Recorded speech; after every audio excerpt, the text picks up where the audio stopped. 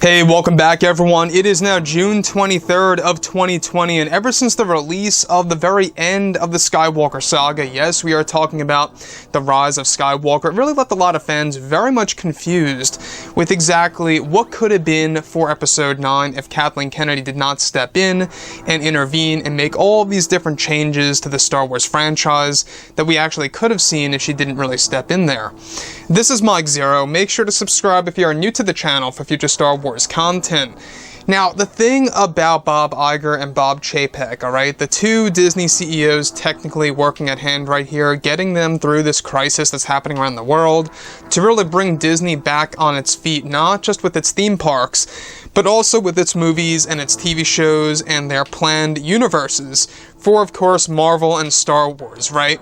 Now, when we go ahead and look at the creatives over at Star Wars, we're talking about everybody over at Lucasfilm, such as Jon Favreau, Dave Filoni, George Lucas, and many more, because more and more people are actually being hired over at Lucasfilm to take on these new TV shows and these new movies that really will give us a brand new mythology that we have never seen before in the Star Wars franchise.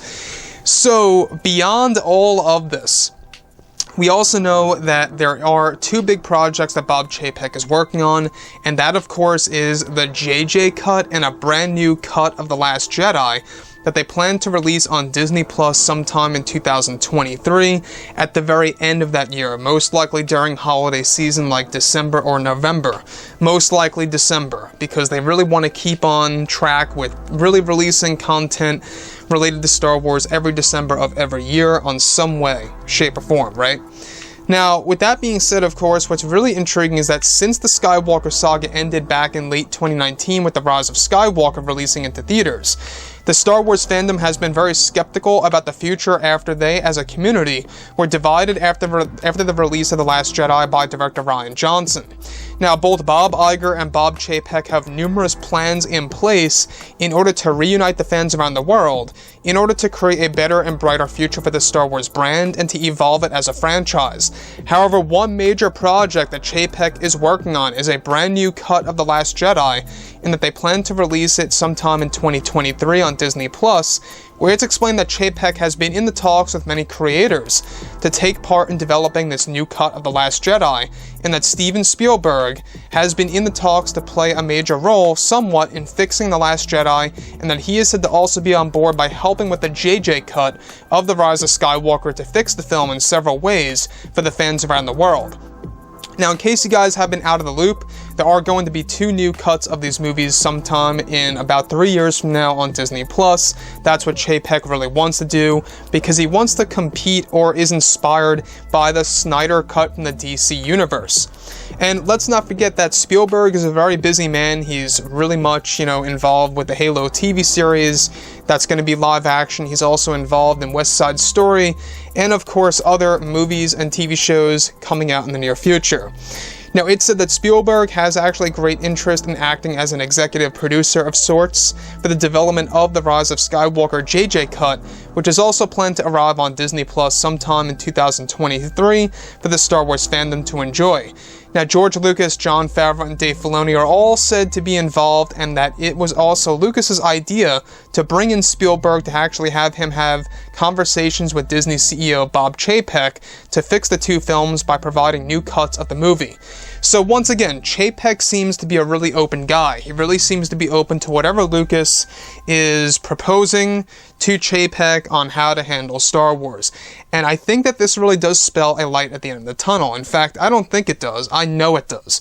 Because Kathleen Kennedy being out of the creative end just tells us that there really is pretty much a guarantee at this point that Star Wars is going to have that Lucas feel. I don't know how to describe it, but The Mandalorian has that Lucas feel to it. There's something about it that just feels so right as far as tone goes, the visuals, the acting, everything about it is just dead on perfect.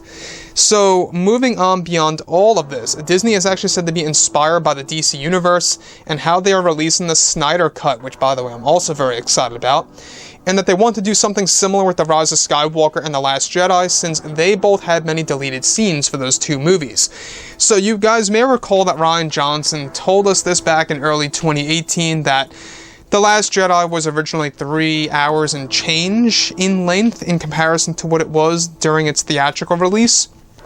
And The Rise of Skywalker was actually going to be 4 hours and change, which really led to a lot of conversations between Kennedy and JJ on whether or not they should divide it into 2 parts, kind of like what they did with the Harry Potter franchise toward the end, right? The movies, of course. So, like I've said before in the past, guys, I think that Star Wars really is on a better track here. I'm very excited.